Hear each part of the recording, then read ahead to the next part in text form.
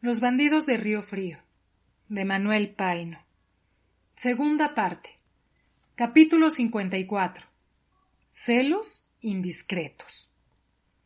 Juliana era lo que puede llamarse una buena mujer en la extensión de la palabra, sobre todo muy segura, como dicen familiarmente nuestras señoras, cuando quieren abonar de honrada a una sirvienta.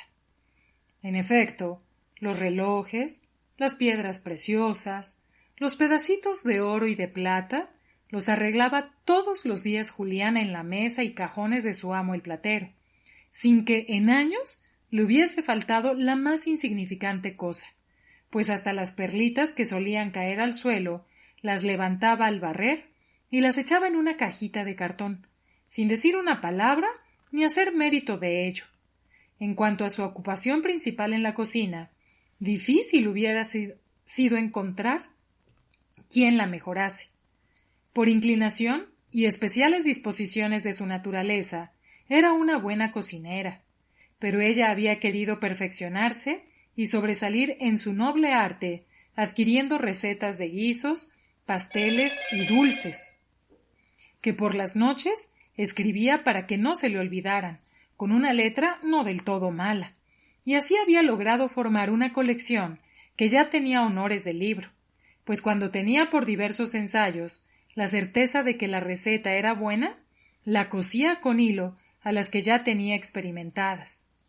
El platero, que no era goloso sino gastrónomo y que le gustaba comer bocaditos, estaba encantado con su criada. En cuanto a su moral, tenía la de la gente buena y pobre. Creía de cabo a rabo en el catecismo del padre Ripalda. Oía sus misas los domingos y días festivos, y confesaba y comulgaba la Cuaresma. Nada se guardaba en las compras de la plaza, y es raro en una cocinera, ni lo necesitaba, pues ella manejaba el gasto y gobernaba la casa. Se pagaba su ración y su sueldo, y el platero, en vez de tomarle cuentas, le hacía frecuentes y buenos regalos. De modo que podía decirse que con sus ahorros era ya riquilla. Aunque de constitución robusta y sanguínea, y como hemos dicho, de la especie voluptuosa de Cecilia, no había mujer más quieta que ella, y hasta la edad que tenía no había conocido lo que se llama amor. Al platero ni lo quería ni lo aborrecía. Lo aguantaba porque era su amo, y le era fiel, porque no tenía otras distracciones de inclinación que la condujeran al mal. Así pasaron algunos años, pero a cada capillita se le llega su fiestecita. Juliana, como todas las cocineras, estaba marchantada en la plaza con Cecilia para la fruta, para los bizcochos en la casa Ambrís, para el pan en la panadería de Tesorelli, para la carne en la antigua carnicería de la Alcaicería, y no la sacaban de este círculo. El platero estaba muy conforme, porque todo lo que le presentaba Juliana era de lo mejor. El partidor de la carnicería se enfermó y fue sustituido por otro, por un muchacho. ¿Pero qué muchacho? Si era un serafín, muy blanco, muy bien formado, de ojos azules, de pelo rubio. Seguramente era producto de un equívoco de algún hijo de la Germania o de Norteamérica. Tenía unos 22 años y se llamaba Alberto. Imposible. No podía negar su procedencia extranjera. Ver Juliana al nuevo partidor de carne y enamorarse de él, todo fue uno. Disimuló cuanto pudo, pero al cabo de algunas semanas el Alberto tampoco encontró mal las buenas formas, los labios encarnados y el modito seductor de la cocinera, y ambos se entendieron perfectamente, y resguardándose mucho de que sus amores fuesen conocidos por el platero y por el dueño de la carnicería. Como el último que sabe las cosas es el dueño de la casa, don Santitos ignoró por mucho tiempo estos amores, hasta que una noche, que venía de la profesa de rezar sus devociones y darse unos cuantos azotes, divisó una pareja que atravesaba la calle con dirección al oscuro callejón de la olla, y que la parte femenina de la pareja era algo semejante a Juliana. Se envolvió más en su capa, se fue deslizando al abrigo de la sombra de las paredes sucias y lo siguió. Eran ellos, Juliana y el partidor de la carnicería, a quien había visto varias veces al pasar, y no había dejado de llamarle la atención por su buena figura. Don Santitos, en toda su vida, había sido mordido por esa mala culebra de los celos, pero en compensación, esa noche le encajó el reptil todo el colmillo en la mitad del corazón. Buscó instintivamente si tenía en la bolsa una pistola, un cuchillo, un cortapluma siquiera, para hacerles algo, aunque fuese darles un piquete. Desgraciadamente no tenía más que la disciplina con que acostumbraba a vapulearse suavemente algunos días de la semana en las sombras del templo de la profesa. Tuvo la firmeza de estar oyendo los cuchicheos del partidor de carne y de Juliana por más de un cuarto de hora. Desde luego, mientras don Santitos oraba y se azotaba en la profesa, Juliana había arreglado sus citas amorosas, y cuando el amo regresaba, la encontraba muy quitada de la pena, rebanando la cebolla para los frijoles fritos de la cena. Don Santitos, por esa noche, no hizo más que disimularse en la sombra, dar tiempo a que Juliana llegase y abriese la casa para entrar él enseguida y pedir la cena como si nada hubiese visto. La música estaba por dentro. Esa noche no durmió. Reconoció que por primera vez en su vida, y ya muy adelantado en años, estaba no solo enamorado, sino profundamente apasionado de su cocinera. ¿Había amado a la moreliana? Se preguntaba él mismo. No, de ninguna manera. Esos habían sido amores de casualidad, de interés, acaso. La moreliana más bien lo había seducido a él. En todo caso, ya eso estaba olvidado, y la moreliana y él se veían cuando tenían asuntos como dos buenos conocidos, como tendero y marchante, y el famoso hijo, que había salido al mundo quién sabe cómo, ya tenía bastantes alas para volar, y también lo quería como tendero y marchante. Absorbido por el trabajo y la codicia, y haciéndose una conciencia y una religión especial, no tenía miedo al infierno, ni un gran deseo de la gloria eterna, y conformándose con estar unos cuantos meses en el purgatorio, tenía ordenado en su testamento que se dijesen 30.000 misas por su alma y 100.000 responsos de arreal. Nada de esto turbaba su alma.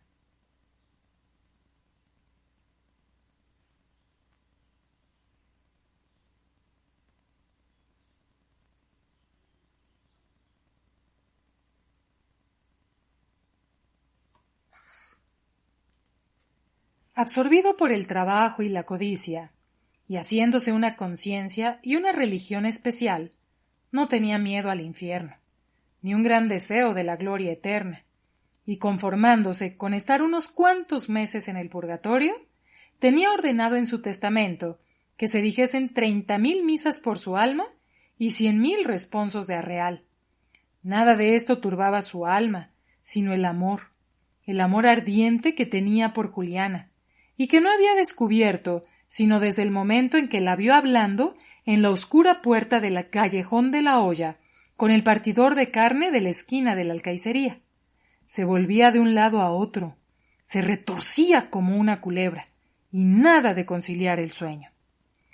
Los pensamientos más siniestros se le venían en montones a su cabeza, que ya ardía, y en ninguno se fijaba, hasta que por fin se resolvió, ya a cosa de las 2 de la mañana, a levantarse y a ir al cuarto de Juliana. ¿A matarla? ¿A hacerla pedazos como hubiese podido, con tantos instrumentos cortantes que tenía?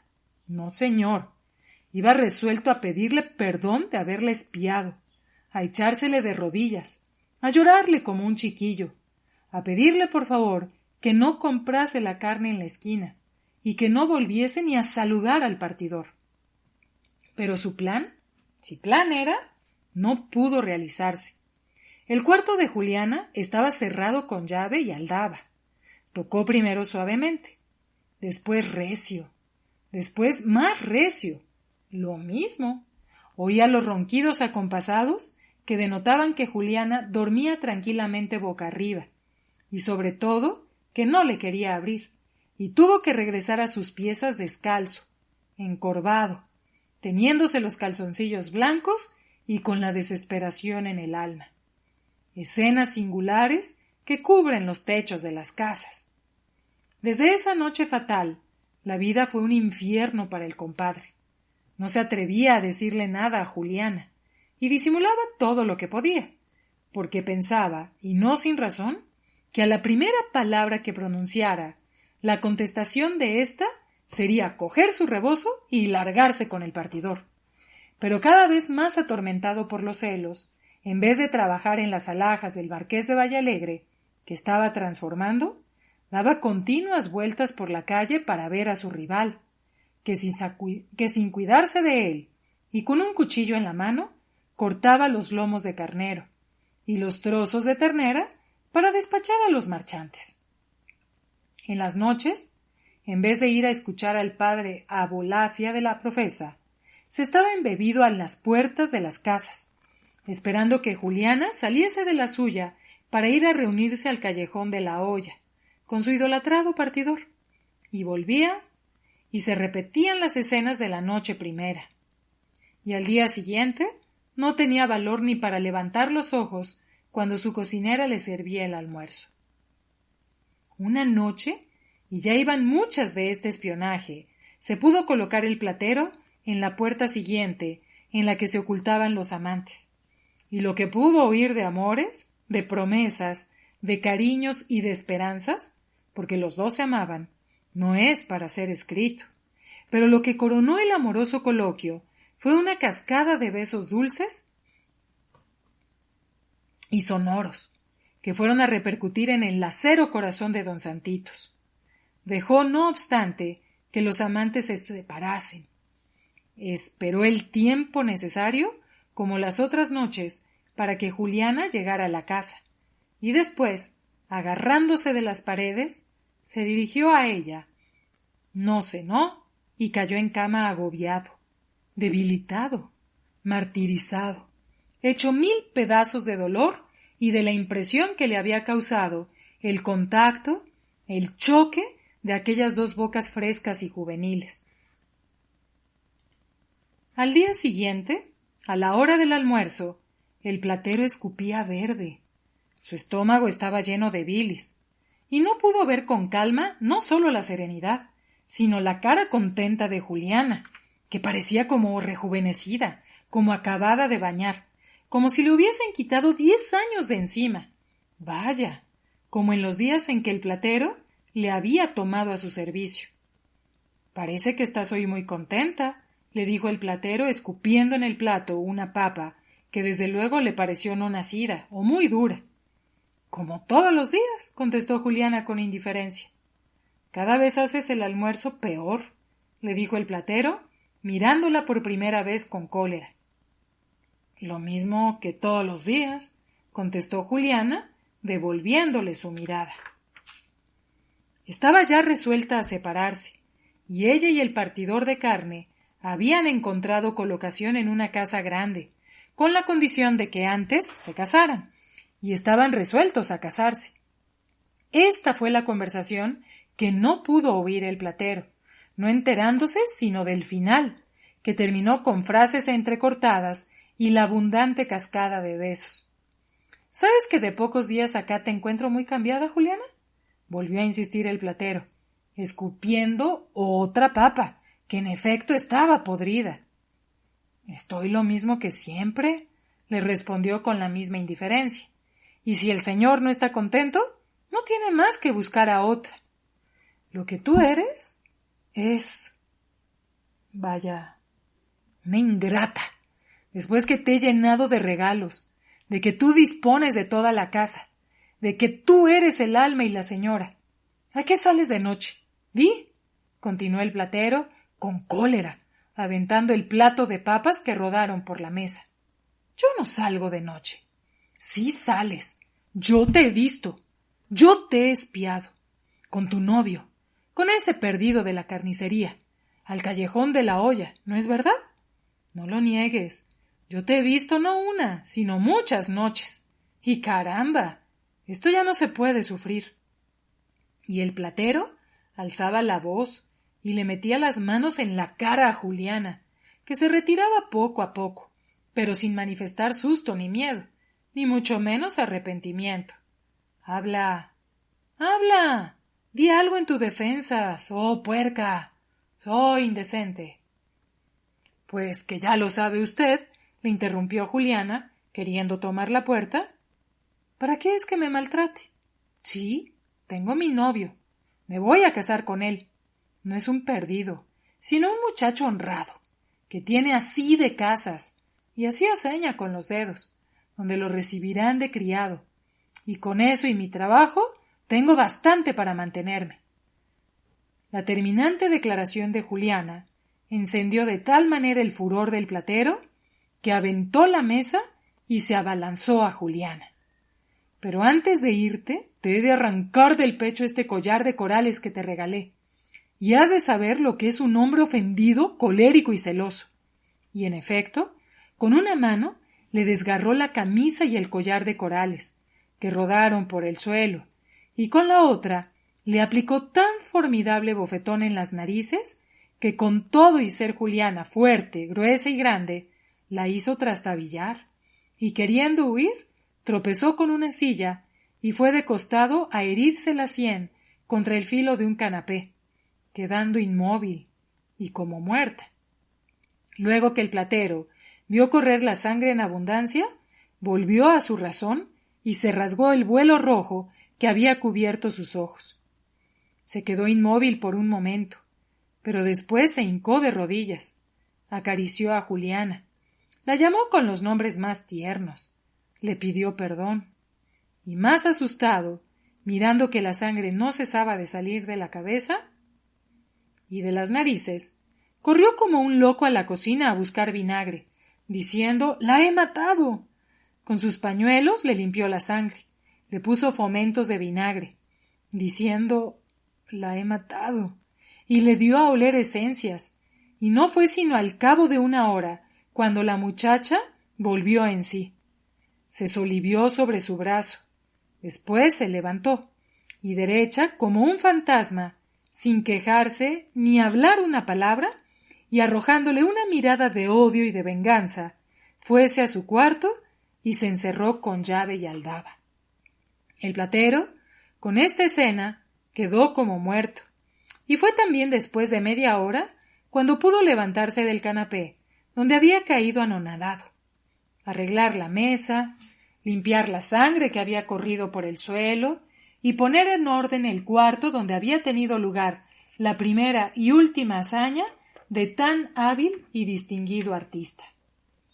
Lo que quería el platero al día siguiente, ya más calmado, era primero que todo quedase en el más completo secreto, y después reconciliarse con Juliana, pasar, si fuerza era, por el novio, con tal que se olvidase la escena pasada y continuase viviendo en la casa. Él mismo hacía su comida como podía, y asistía a Juliana, que los primeros 3 días ardió en calentura, lavaba los trastes, y mandaba por lo necesario con un muchacho que se procuró en el mercado. Los oficiales de la platería no supieron nada, ni el compadre relumbrón, a quien mandó solamente decir que estando la cocinera un poco enferma, no viniese a almorzar hasta nuevo aviso. Cuando Juliana pudo levantarse, volvió a tomar la dirección de la casa, como si nada hubiera pasado. No entraba en conversación con su amo, pero le daba los buenos días con buen modo, y respecto de la comida, no tenía por qué quejarse. El platero estaba en el colmo de su dicha. Se figuró un momento que su corrección había producido buen efecto, que Juliana se había quitado de la cabeza su afición por el partidor, y que con el tiempo volvería todo al estado de quietud y de calma en que había estado. Una mañana, antes de las 5, Juliana se levantó, espió de puntitas al platero, que ya había recobrado su tranquilidad y dormía profundamente. Cerciorada de esto, volvió a su cuarto, puso sobre su cama su baúl con todas las buenas ropas y alhajas que le había regalado el platero. Se fajó en la cintura sus sueldos que tenía ahorrados. Se echó en el seno su libro de recetas y otros papeles. Salió sin ser sentida de la casa. Cerró la puerta y echó la llave por debajo. Después, cuando Cecilia estaba ocupada en lavarse los pies, que los tenía como si fuesen hechos de hojas de rosa, en sacar de los almacenes su fruta, en despachar a una de sus Marías, que siempre la precedía en el mercado, se le presentó Juliana, la que apenas le vio, se le echó al cuello, hecha un mar de lágrimas, y fue un llorar de quién sabe cuántos minutos sin interrupción.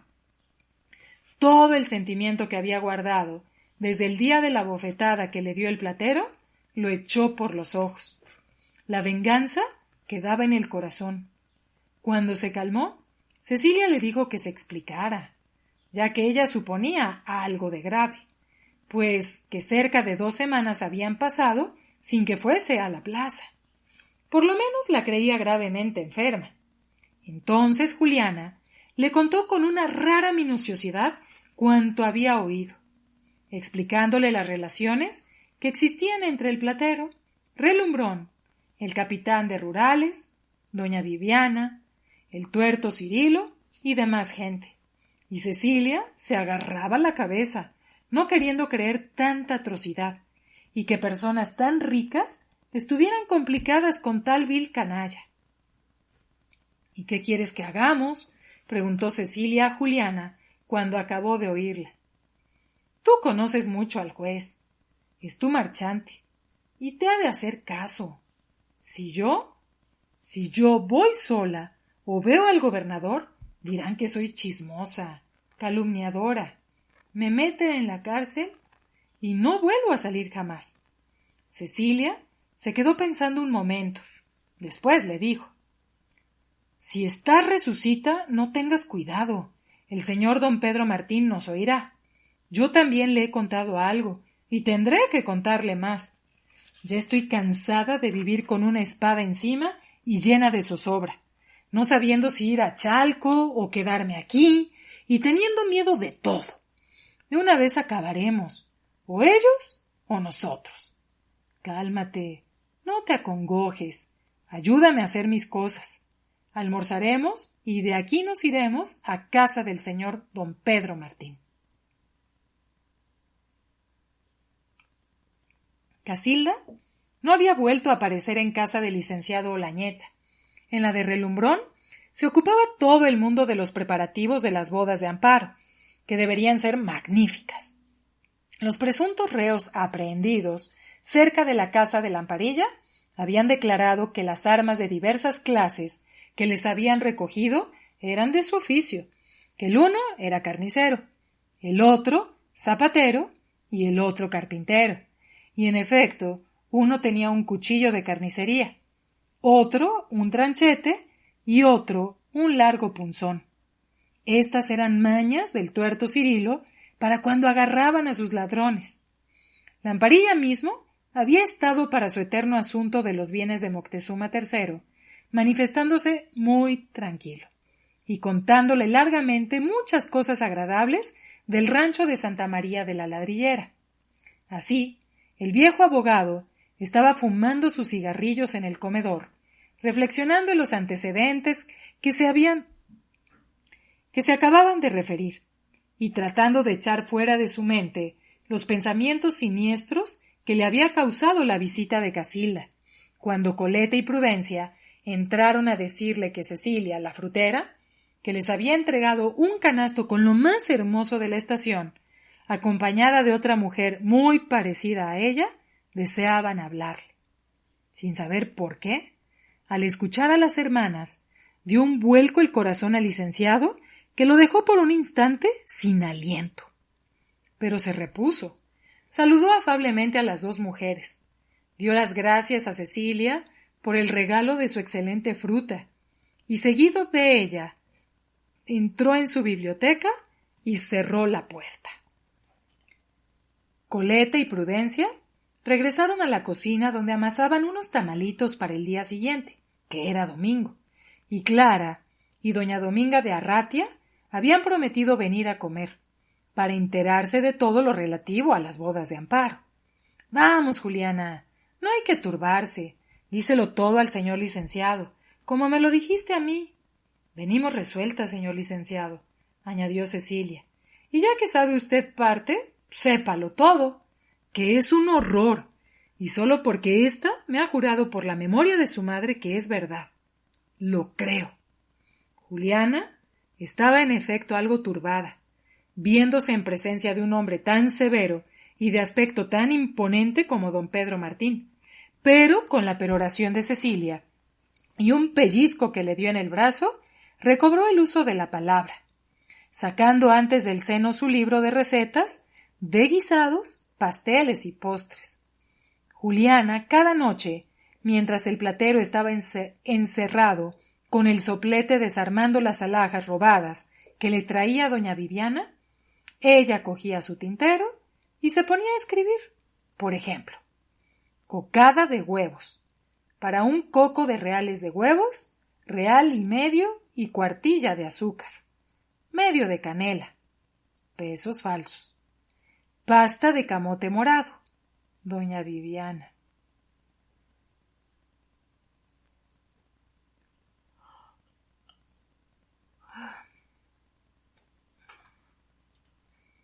Pasta de camote morado. Doña Viviana. Ate de mamey. A 2 o 3 mameyes, 1 libra de azúcar. Se clarifica primero el almíbar, se echa el mamey molido y se bate, etc. Diamantes y perlas. Organizó sus recetas en el bufete del licenciado, que había tomado asiento en su sillón. Apartó unas a un lado, otras a otro, y se guardó las que no le eran útiles para el caso. Cada vez que encontraba en una receta una indicación, como las que van apuntadas, la clasificaba, y así que estableció el orden, comenzó a hablar con tanta precisión, con tanta claridad, que transmitió casi sin faltar una coma todas las conversaciones entre Relumbrón y su compadre el platero, y como si hubiese rasgado un velo oscuro, el juez tuvo delante de sí un teatro de maldades increíbles e inauditas de las que no ha podido contarse más que una pequeña parte en esta verídica historia, porque parecerían increíbles, y por no hacerla demasiado naturalista. Don Pedro Martín, con la cabeza apoyada en sus 2 manos, escuchaba con profunda atención, y de vez en cuando exclamaba: ¡qué horrores! ¡Qué abominaciones! Semejantes gentes mezcladas con la canalla, y peores que ella. La confesión de Juliana terminó, y Cecilia siguió diciendo lo que sabía y lo que maliciaba. ¿Están ustedes dispuestas a declarar ante el tribunal lo que aquí me acaban de referir? Resueltas a todo, señor licenciado, respondieron a una voz. Bien, hijas mías, les respondió con una aparente calma. Vayan con Dios. No tengan cuidado. A nadie se castiga por decir la verdad.